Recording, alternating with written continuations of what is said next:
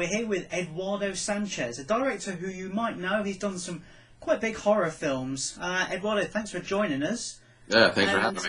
Looking at your IMDb list, it's pretty clear you love horror films. What did you do growing up with it? Did you watch it when you were growing up? Were you not allowed?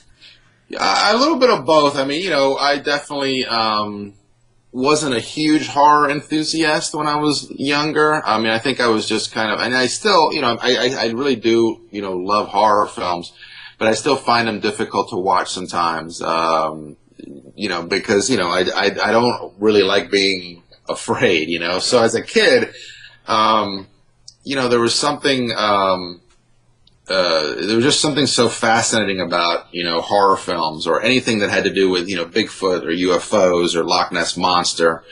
So I kind of, that was really my favorite kind of thing. That show In Search Of with Leonard Nimoy, I guess, was one of my, childhood, like my favorite shows of all time.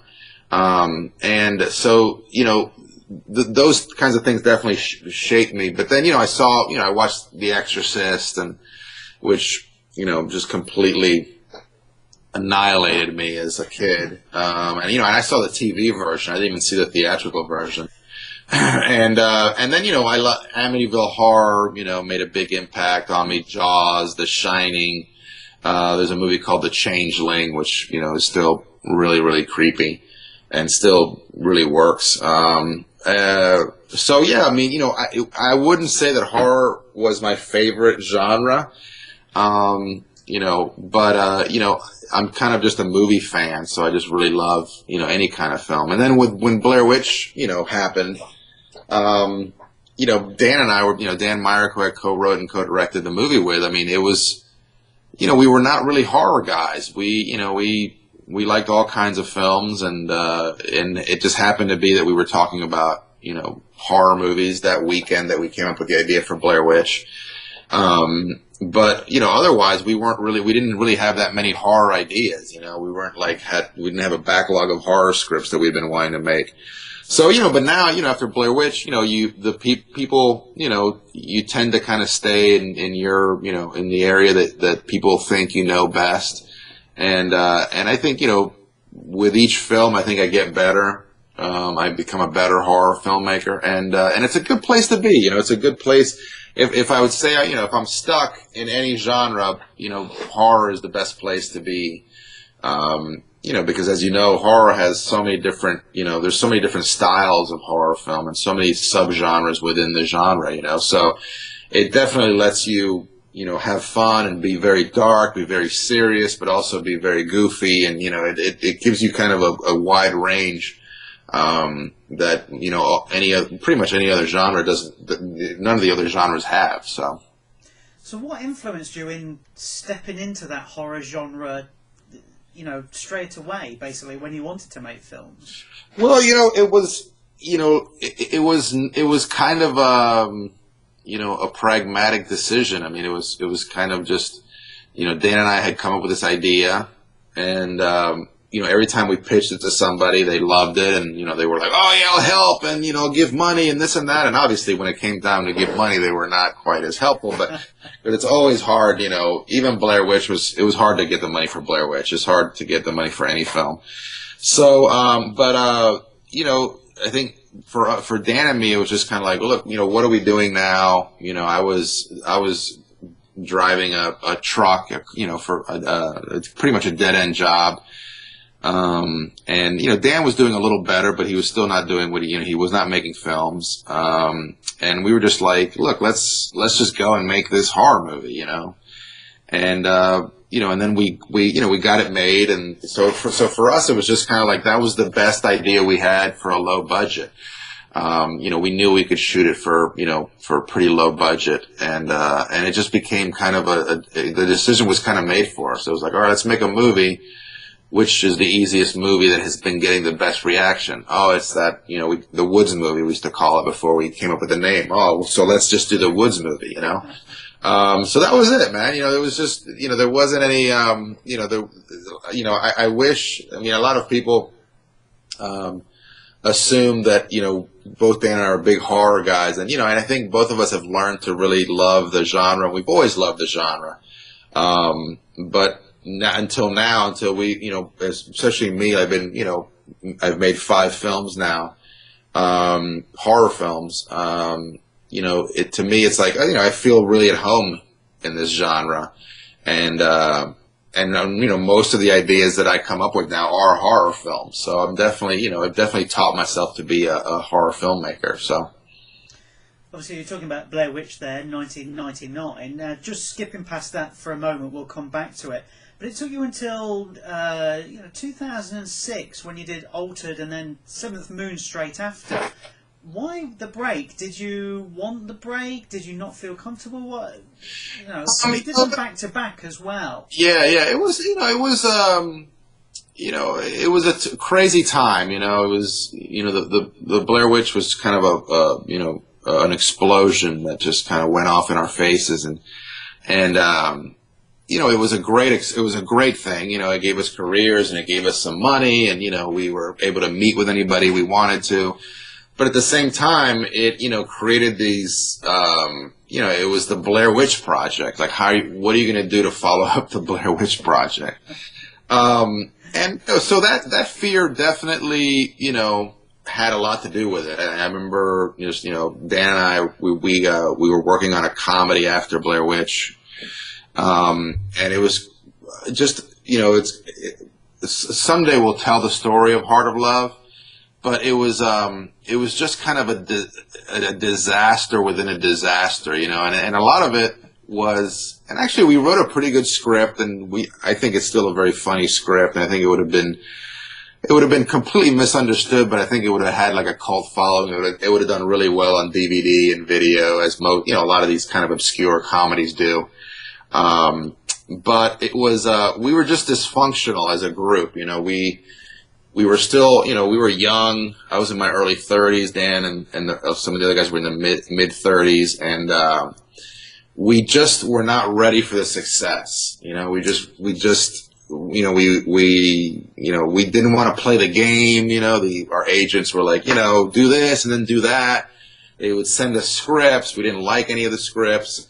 And then at the same time, we had, a lot of money. We had, we had enough money to buy a house and to buy a car, a nice car, and I was in a relationship, and that, and as a filmmaker, and I know, anybody who is still a struggling filmmaker or was a struggling filmmaker one time knows that, you put all your energy into this career.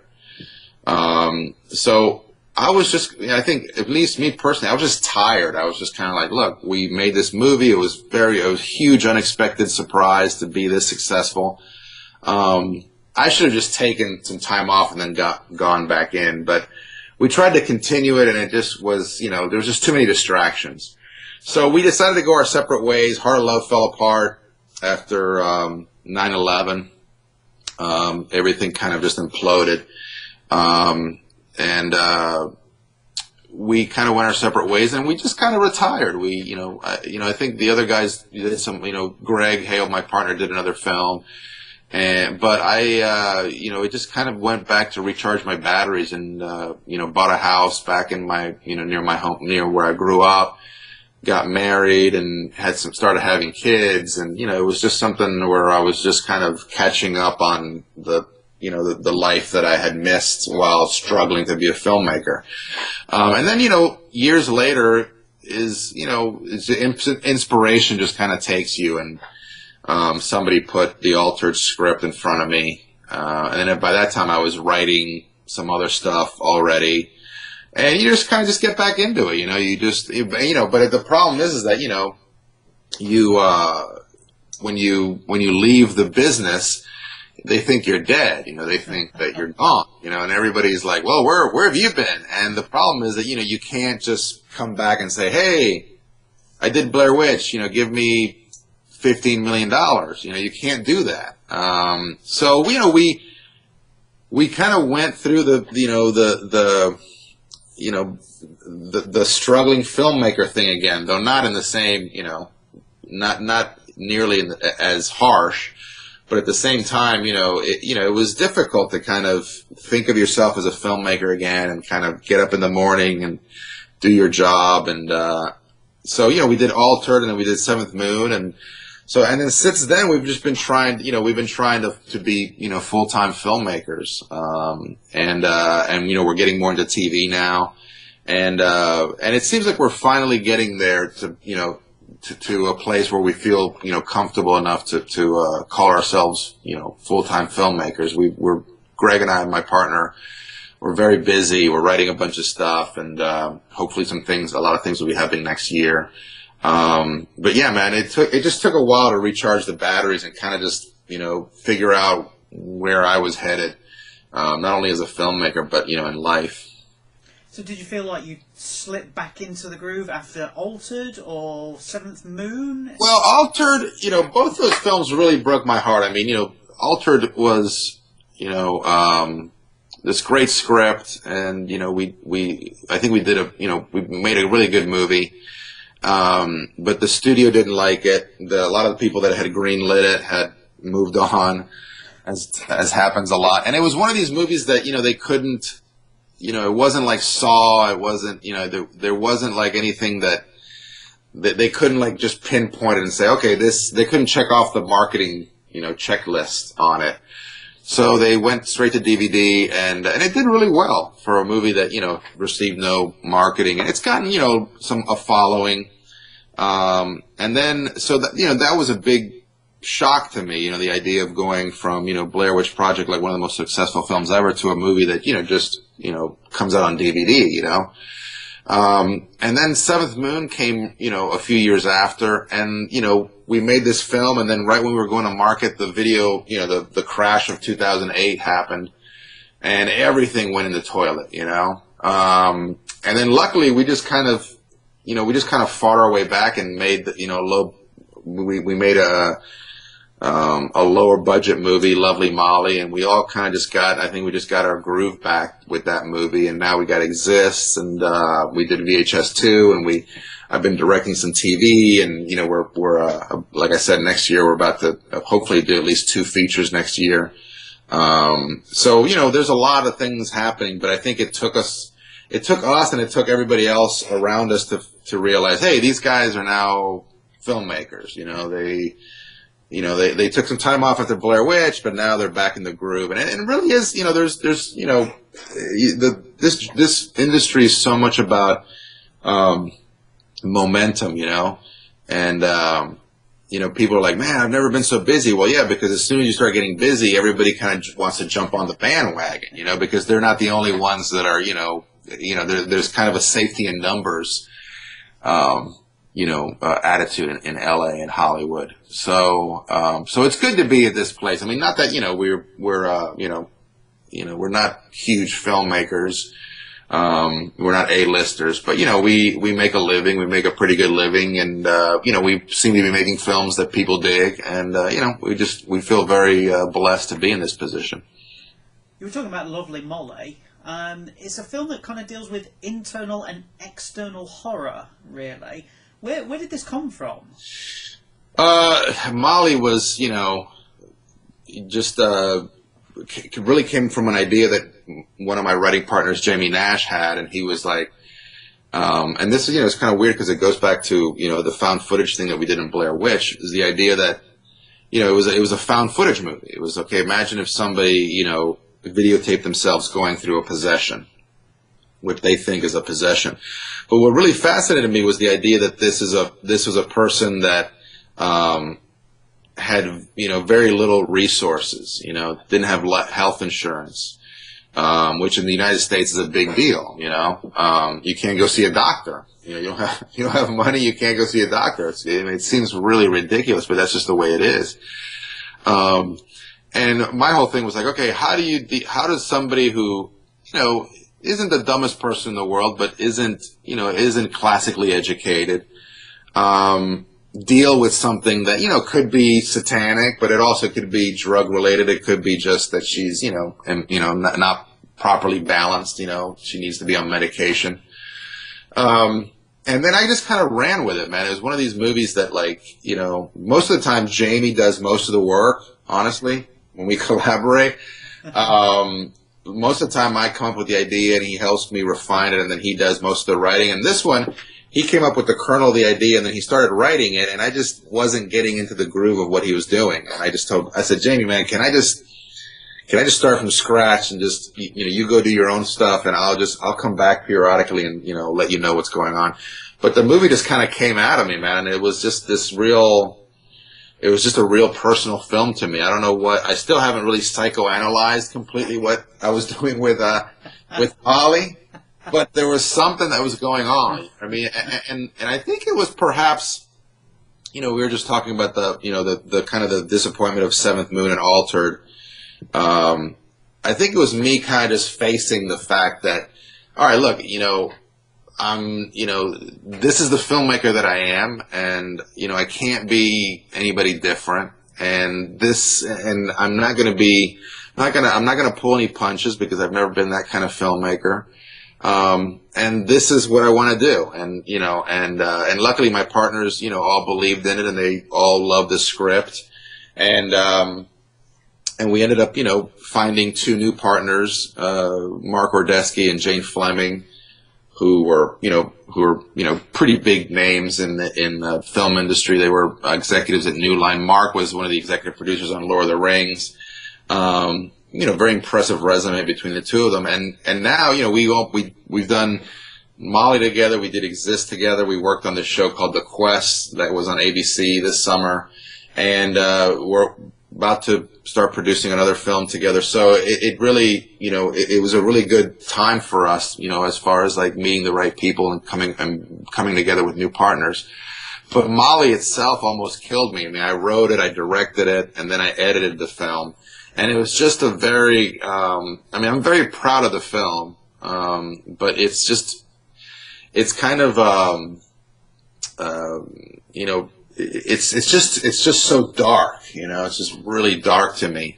And I think that's why I came out of it and wanted to do Exist so badly, was because I just wanted to have fun. And, even though Bigfoot is, it's a scary creature or whatever, it's not like dealing with what Molly was dealing with. And the kind of the journey that Gretchen, who played Molly, and I took together, it was very unique in any film that I've done. I mean, it was like more like a father-daughter, or daughter, or like a sister, older brother, almost. And it was just a great experience for me, other than just the fact that I was miserable all the time. You look back on it, and I grew so much as a filmmaker during that time.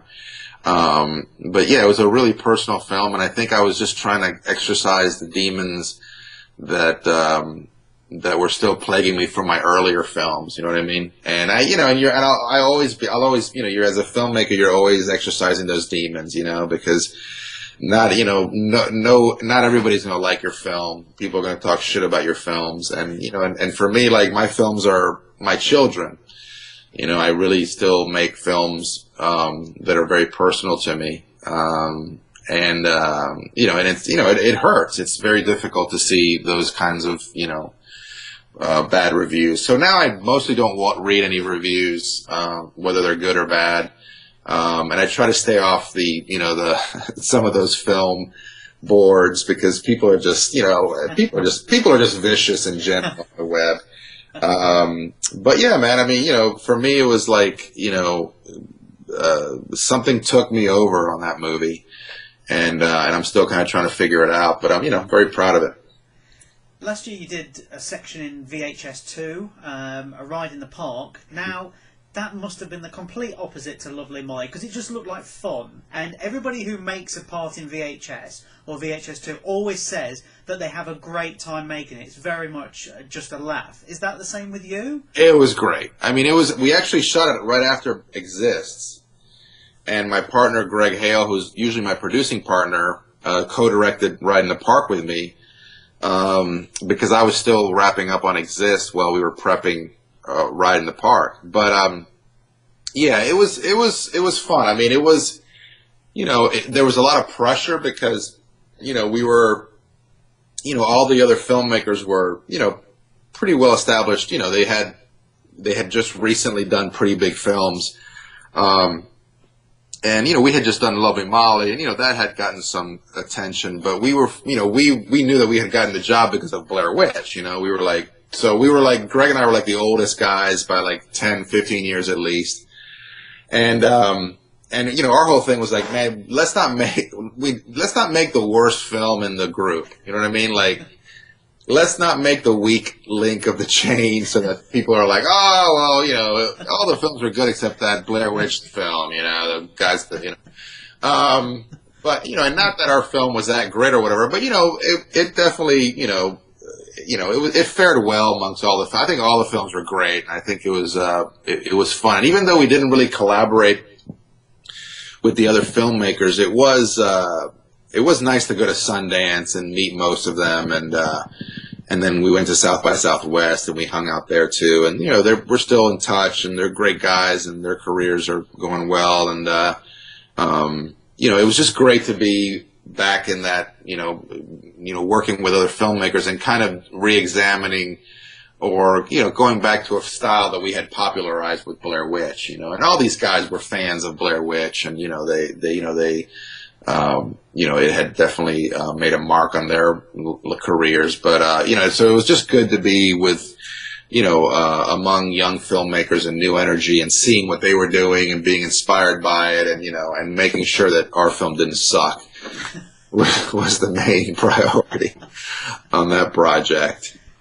I mean, this year's kind of been your busiest year. You've got Exists, you've done From Dusk Till Dawn, you've done Intruders as well. Yeah. Are you just non-stop at the moment? No, I mean, I'm actually kind of, I took most of the summer off. I thought we were going to be doing another movie in the summer. It didn't work out, but it was good because I spent, 4 months in Vancouver and doing Intruders, which was, great experience, and I love doing that, and I hope to do more of that stuff. But now, it's been a good time because Greg and I have been writing. We've set up a couple of films, and it seems like we're about to get the green light on a film that is going to start prep probably in November. And then we have, like I said, we have 2 or 3 other projects that are in various stages of development. A few that are very close to being greenlit. So it seems like next year is going to be, even busier than this year. But it's always good, man. It's you got to keep moving, and like and we talked about this before, but like George Clooney, I heard George Clooney said one time, they asked him like, why do you work so much? And I have often asked that too. I was like, why do a lot of these people just keep working and working? You always see them in movies and stuff like that. And then he goes, well, if you don't work for a while, they tend to take your toys away from you in this business. And he's absolutely right. So I've struggled very hard to get even just this little amount of toys, back in my life. So Greg and I are both kind of just pushing forward, and obviously, we both have small kids, and we want to spend as much time with the kids, and not, definitely not deny that from our, deny our family life, and abandon that. But we definitely want to work, and we're getting ready for a pretty busy year next year. So let's go back to your original toy chest then, 1999, and the Blair Witch Project. Right. I mean, did you expect any of this? What did you expect to happen when this film came out?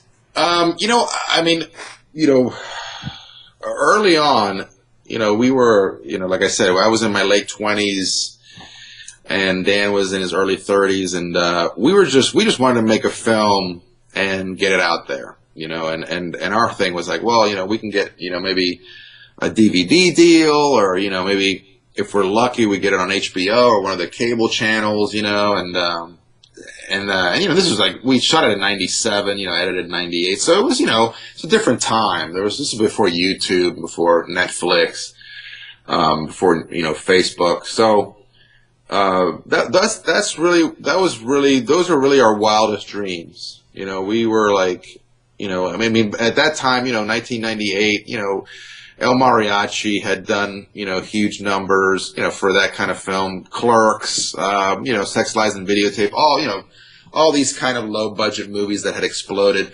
But, you know, none of those movies had made even over $10 million, I don't think. You know what I mean? So even that was out of our league. Like, we just never, we never thought for a second that this thing was going to be in the theaters. I mean, it just wasn't.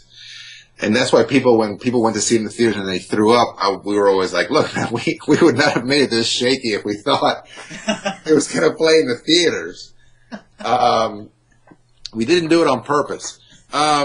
So that was our expectation, man. And you know, and that also was just kind of like, that was our pie in the sky. You know, we knew from previous experience that, you know, you could make a movie and nobody could buy it. You know, it could be, you know, completely undistributed, you know, unbought. So, that was basically our expectation of it, man. And then, you know, later on, once, you know, we started seeing the reaction of the footage, you know, and the website kind of, you know, started taking on. I was doing the website because I didn't have a girlfriend at the time. So I had a lot of time on my hands. So I would mostly work on the website during the day and then edit, you know, at night. And, so I was coming face to face with, you know, emails and just like the enthusiasm that people had for this movie so I knew that we had something. It was something like, wow, there's something there. And then we had a couple of showings on TV, on American television on this show called Split Screen, which was a very small show on Bravo at the time. And, by far, it was their most popular segments were the Blair Witch segments, and we got a lot of traction on their bulletin board. You know, a lot of people were talking about what this movie was and is the footage real and you know this whatever.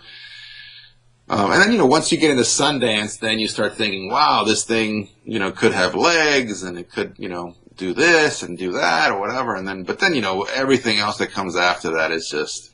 You know, it's just it was a conveyor belt of slaps to the face, you know, just like, you know, covers of magazines and, you know, interviews and, you know what I'm saying? I mean, it was just, you know, Sundance and, you know, we sold the movie and it comes out and, you know, we did, you know, this TV show that was really highly, you know, that watched by a lot of people. And so it was just this, you know, it was just craziness. And that's why I think afterwards it took at least me so long to kind of come back down, you know, to earth. Because, you know, deep down inside I knew that this would never happen again to me. And you know, and I didn't, and you know, and I couldn't have survived if this had kept happening to me. I mean, it just was too much, man. But you know, so you have to come to terms with that. But we had no, you know, the expectations were just so, you know, they were so minimal, and that it surpassed those expectations so quickly that we didn't really have even time to think, hey, I wonder if this movie will go into theaters and do this and do that or whatever. So, you know, we at that point it was just kind of hold on to your, you know, to your pants and make sure you're eating properly, I guess, properly hydrating. You were talking about you were doing the website, obviously at the same time. I mean, I remember when it was coming out, the marketing was like a juggernaut. I mean, I remember physically having the poster, the T-shirt, the book, the computer game. I saw it twice on opening day as well. I mean, at what point did you think this has gone beyond the horror fraternity? I think that, you know, I mean, definitely once, you know, a few things. Like there was, you know, a few months before it came out, there was a friend of ours from LA who worked in one of the studios, and she called us and said, you know, that, you know, your movie is tracking with, you know, these huge movies that are coming out this year. Like people know about your movie, and that never happens. Like, that's unbelievable. And then, I remember, the producers or the studio or somebody of that, Rennie Harlan movie, Deep Blue Sea, I think it was called Deep Blue Sea, that was coming out on the same day as ours. They called Artisan and they're like, are you guys serious about going up against us? Like, you know, are you serious? I mean, you have no chance. And the guys at Arson was like, well, we don't care. We don't care about that. So it was, and they were like calling us and they're saying, oh man, they're nervous about this, and then, we opened at the Angelica, which is a theater in New York, and it was just like, I think one or two screens for like 3 days. And just seeing, the lines around the block, they had pre-sold, a week in advance. Like it was like, Saturday sold out, Sunday sold out, Monday. I mean, it was just so, yeah, I mean, at that point it was something where you were like, wow, this is becoming, ridiculous, and then you start getting recognized by certain people and, that becomes even, more ridiculous. So, yeah, it was, once it blew up, it's just kept blowing up, and it was, like I said before, it was just basically just kind of hold on and try to live day by day and not get crazy about what's happening to you, and not let it go all to your head, because that's what happens too, man, is that you get, you're a genius all of a sudden, and now everybody wants to make a movie with you, and everybody wants to be in your movie, and part of their process is to pick everybody apart, like say, all right, is Ed really the talented one, or is Dan, or is Greg? They're like, and it's just really weird, and because people are always trying to figure out who is it, who is the guy that has the vision or whatever. And I think that, we were just so not going to play the game that, everybody just kind of faded away after a while, because we just were not playing that game, So, it was an interesting time for sure. You're talking about everybody fading away. What's your relationship now with, obviously, Mike, Heather, and Josh? Do you still speak to them, or do they hate you completely? And no, I don't. Well, they might hate me, but no. Heather, I don't keep in touch with. Every once in a while, we talk. And then Josh lives in LA, so I don't talk to him that often either, but we always, email each other every once in a while. And then Mike is probably the one I'm closest to. He kind of retired from acting and is, working for a school in, where he lives in New York. And actually last week I did a Skype, class with him. He's teaching an acting class in this this kind of it's kind of like a resource center where they have cameras and video equipment and so they have a sound stage, like a little mini local school, film school, and he's teaching a class there, and he had me come in and talk with the students for about an hour over Skype. So we definitely keep in touch, and he's a good friend of mine, and try to keep in touch with everybody that was part of the filmmaking crew on Blair Witch. It's just like I'm actually showing Exists this week in LA, and half the people that are going to be in the theater are people that I knew from Orlando and that helped us with Blair Witch. So it's still kind of I still definitely keep in touch with those people. What about Daniel as well? Still keep in touch with him? Yeah, I just saw Dan 2 weeks ago, or actually last weekend, at a horror festival. And he's doing well. He just finished another film, and he's editing it now. And yeah, we keep in touch. I mean, not as much as we'd probably like to, but yeah, we definitely just text each other once in a while, see what's going on. Moving away from the first film, and I'm sorry, but we're going to have to talk about Blair Witch 2, Book of Shadows. All right. If we must. You weren't involved. Did it just come at the wrong time? Why were you guys not involved? Well, we were involved, but we weren't, we weren't creatively involved. I'm not sure what we did on that movie, but we were involved. We were after Blair Witch. We didn't want to make another horror movie. I mean, it's really the bottom line of it. We just didn't want to make another horror movie right away, especially another Blair Witch movie. We felt that that getting away from it for a couple of years was the way to go. So it was, and the studio was kind of, artists were just like, no, we want to come up with another movie next year.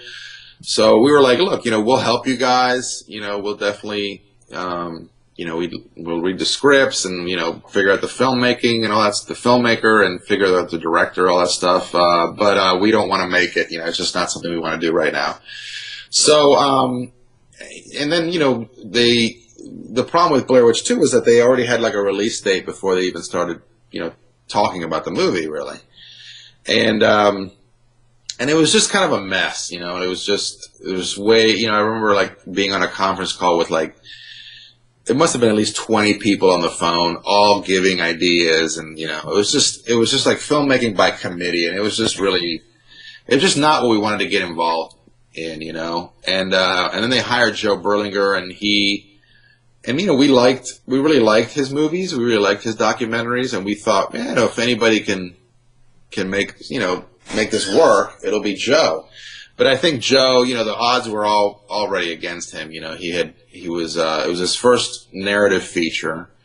And also there was just way too much studio involvement. Like they were shepherding this thing. Like it was the exact opposite of how we made Blair Witch, like it was, it was just, it was a nightmare for him. And I know, if you interview Joe or if you read anything about Joe during that time, he's the first one to admit that it was just not a good situation that happened there.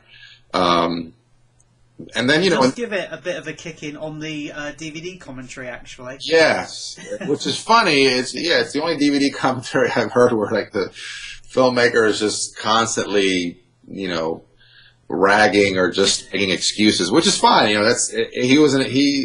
has a right to, honestly.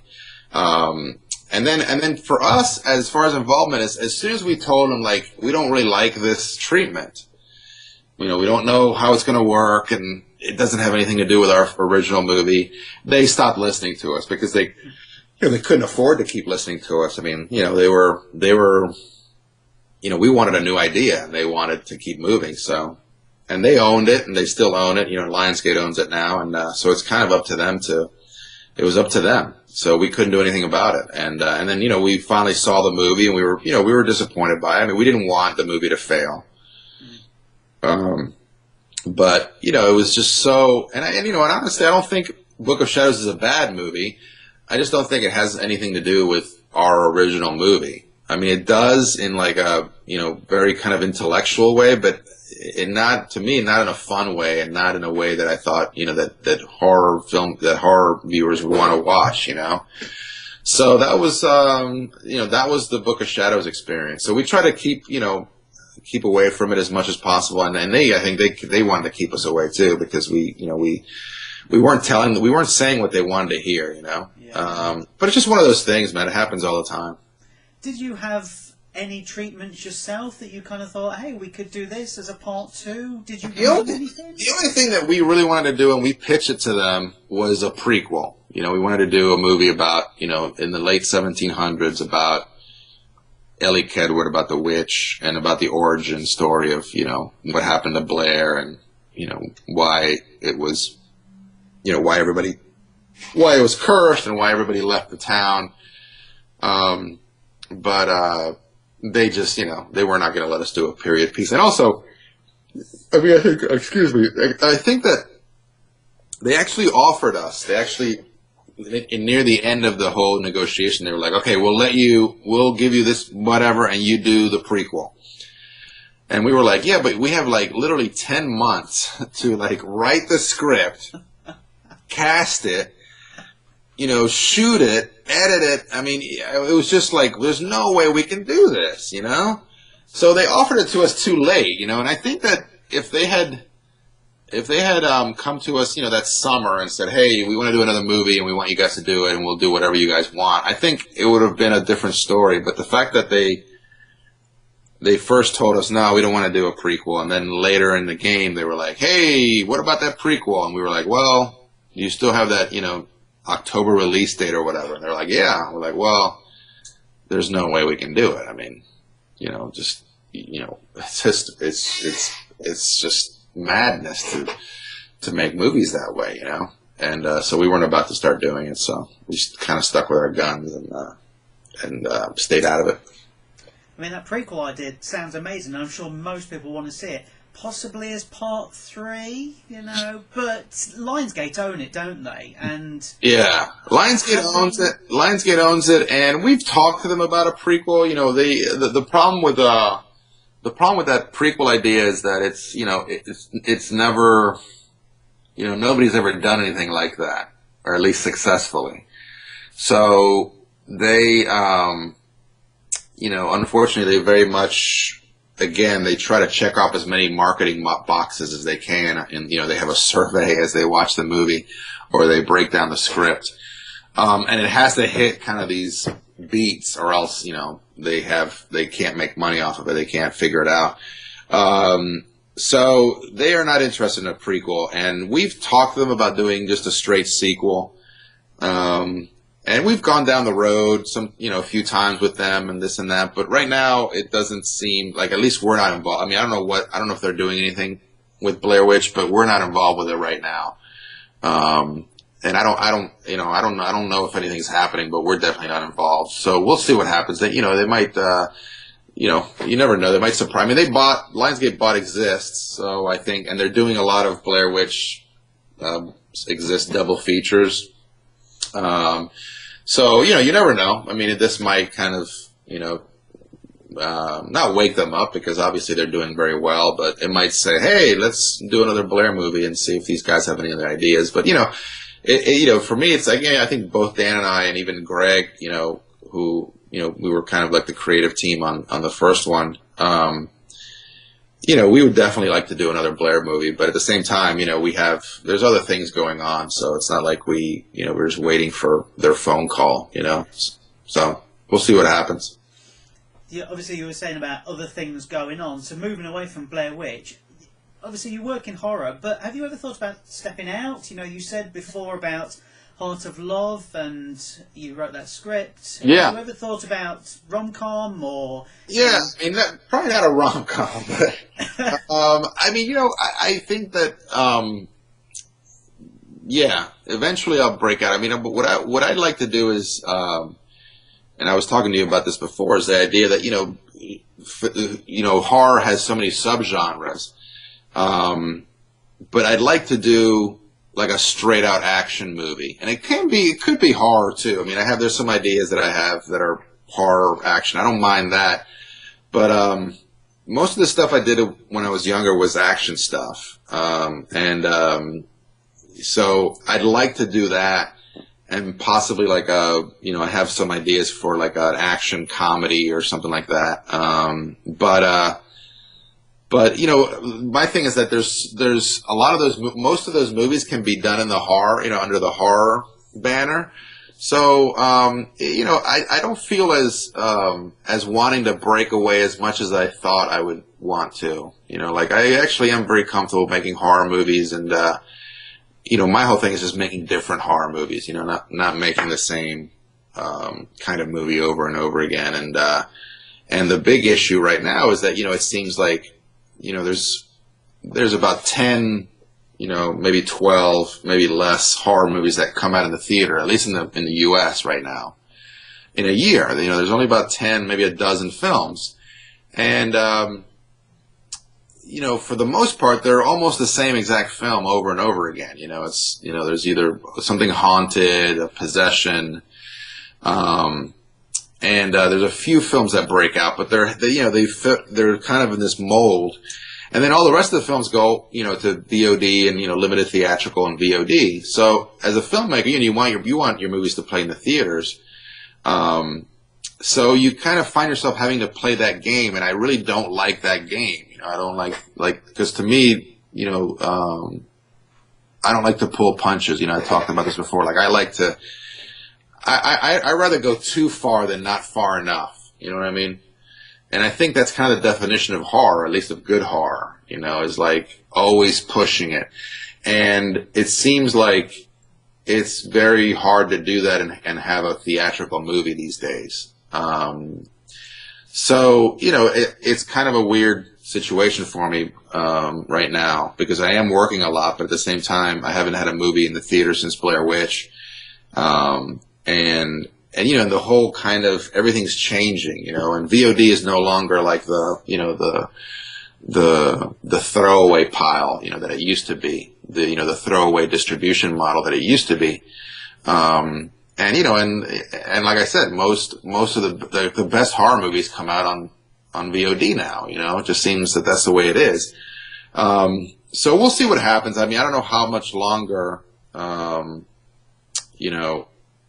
we can go on, making these kinds of films,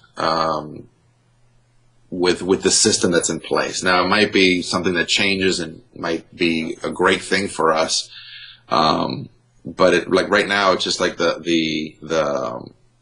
get really any real traction, you have to go theatrical, and to be theatrical, you have to kind of, you have to play by their rules. So, I mean, honestly, we're actually moving more into TV right now. That's kind of my big, our big thing right now. Our big push is, we're about to pitch a show this week that seems to have some excitement behind it, in multiple places. So that would be a big thing for us, is to, get our own TV show going next year. That would be a great thing for us. Well, that leads me on to my final question, really, is what's next for you? Well, there's nothing really I can talk definitively, but I have a bunch of, I have 3 or 4 films that are at various stages of development. There's a few that are about to be greenlit, I think, so it seems to me like I'll be making, or Greg and I will be making a film, at least 1 or 2 films early next year, like through the late, winter, spring. And then, and possibly 3. I mean, they definitely could line up that way. But like I said, mostly what we're hoping is to have some kind of TV commitment from somebody, and to be able to develop a TV show and get it out there. Cause we just think that TV's, the real kind of original, unique stuff is coming on TV now.